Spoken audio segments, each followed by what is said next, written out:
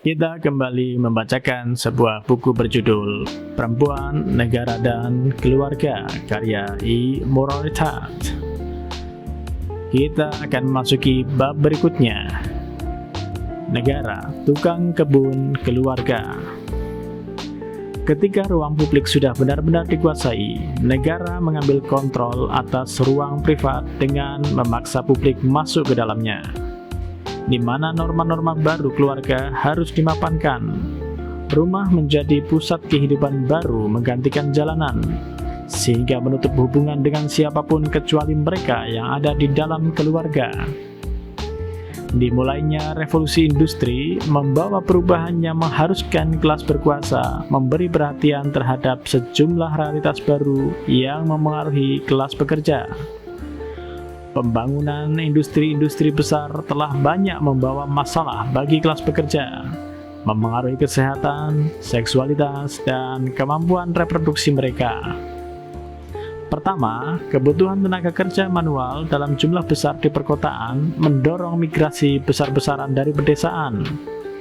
Hal ini mengharuskan kelas berkuasa untuk mengontrol gelombang populasi demi menjaga keseimbangan demografis. Kedua, sebagai buntut dari lonjakan populasi di perkotaan, masalah perkotaan meningkat pesat seperti merebaknya kohabitasi, pencemaran udara dan air, penyakit, serta prostitusi dan penyakit kelamin. Selama era ini, dalam kondisi-kondisi tersebut, bagaimanapun dan dimanapun kelas pekerja mampu bertahan hidup. Banyak orang di kota-kota besar berbagi apartemen karena kurangnya ruang hidup.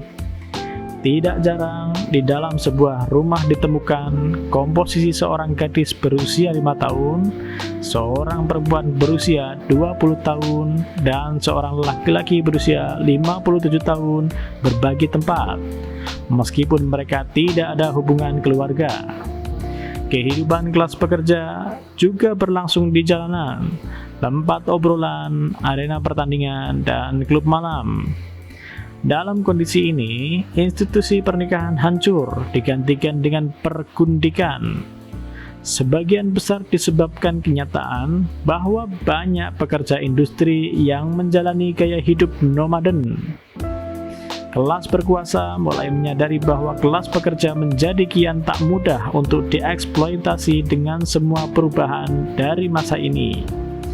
Dengan kalimat lain, kekacauan migrasi perkotaan yang menolong bermulanya revolusi industri tak sesuai dengan model untuk kelancaran jalannya industri dan keluarga. Menghadapi masalah ini, negara mulai mempertontonkan kemampuannya memanipulasi masyarakat. Tujuan negara adalah menempatkan populasi untuk hidup sesuai dengan denyut industri, bukan melalui ritme dari jalanan. Negara mulai berkampanye membersihkan jalanan dengan menggunakan sejumlah kekuatan represif. Undang-undang anti tunawisma dan anti pengemis diberlakukan, dan lingkungan kumuh digusur. Jalan menjadi tempat negara menegakkan kontrolnya. Langkah pertama reorganisasi keluarga muncul dari perubahan ini, seiring penduduk mulai kehilangan kontrol atas jalanan. Reorganisasi ini menekankan dan menegakkan perbedaan antara ruang publik dan ruang privat. Ketika ruang publik sudah benar-benar dikuasai, negara mengambil kontrol atas ruang privat dengan memaksa publik masuk ke dalamnya, di mana norma-norma baru keluarga harus dimapankan. Rumah menjadi pusat kehidupan baru menggantikan jalanan, sehingga menutup hubungan dengan siapapun kecuali mereka yang ada di dalam keluarga. Transformasi yang diperkuat ideologi baru ini mulai membuat orang mengenali perbedaan antara ruang privat dan publik yang sebelumnya dianggap kurang penting. Terima kasih, kita akan berlanjut ke bab berikutnya.